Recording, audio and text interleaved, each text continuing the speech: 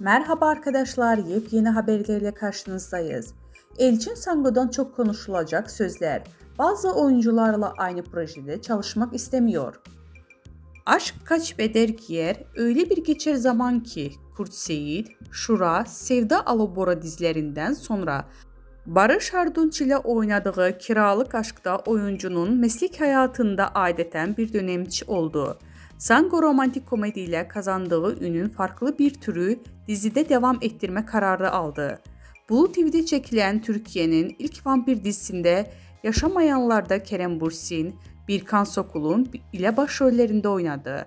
Bu dizinin ardından ise yeniden ekranlara dönen ve Kıvanç Tatlıtuğ ile birlikte oynadığı Çarpışma dizisinde oynadı. Hayranları onu yine bir romantik komedide görmek isteyince bu kez İyi Günde Kötü Günde isimli Star TV'nin dizisinde oynadığı ama beklenen ilgi görmediği ve 6. bölümden sonra yayından kaldırıldı.